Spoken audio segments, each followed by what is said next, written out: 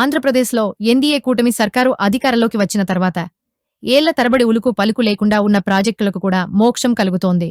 కేంద్ర ప్రభుత్వం నుంచి పూర్తిగా సహకారం అందుతున్న నేపథ్యంలో కీలకమైన ప్రాజెక్టులకు అనుమతులు లభిస్తున్నాయి. నిర్మాణాల దశగా అడుగులు పడుతున్నాయి. తాజాగా ఏపీకి కేంద్రం మరో శుభవార్త వినిపించింది. ఏపీలో కొత్త స్టేట్ హైవే నిర్మాణానికి కేంద్రం గ్రీన్ సిగ్నల్ ఇచ్చింది. తూర్పు గోదావరి జిల్లా వేమగిరి నుంచి సామర్లకోట వరకు ఉన్న కెనాల్ రోడ్డును స్టేట్ హైవేగా మార్చేందుకు కేంద్రం అంగీకరించింది.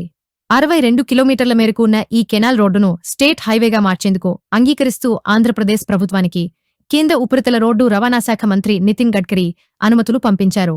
రాజమండ్రి గ్రామీణంతో పాటుగా అనపర్తి, పెద్దాపురం, మండపేట ప్రాంతాలకు వెళ్లాలంటే ఈ కెనాల్ రోడ్డే ఆధారం. అయితే ఈ కెనాల్ రోడ్డుపై గుంతలు పడడంతో వాహనాల రాకపోకలకు ఇబ్బందులు ఎదురవుతున్నాయి. అప్పుడప్పుడు ప్రమాదాలు కూడా జరుగుతున్న పరిస్థితి. ఈ నేపథ్యంలో ఈ కెనాల్ రోడ్డును రాష్ట్ర హైవేగా మార్చాలన్న ప్రతిపాదనను టీడీపీ కూటమి సర్కారు తెచ్చింది. ఆంధ్రప్రదేశ్ ముఖ్యమంత్రి నారా చంద్రబాబు నాయుడు జూలైలో కేంద్ర మంత్రి నితిన్ గడ్కరీకి ఈ విషయం మీద లేఖ రాశారు.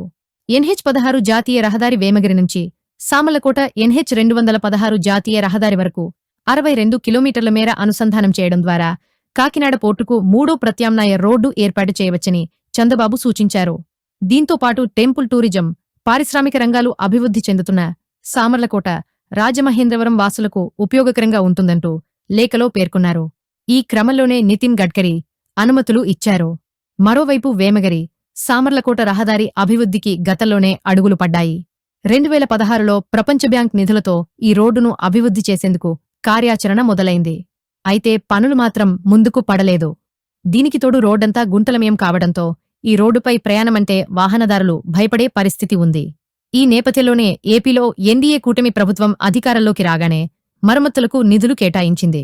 ఇప్పుడు రాష్ట్ర రహదారిగా మార్చేందుకు కేంద్రం నుంచి అనుమతులు రావడంతో ఈ ప్రాంతవాసులకు ఇబ్బందులు తప్పనున్నాయి. దీంతో స్థానికులు హర్షం వ్యక్తం చేస్తున్నారు.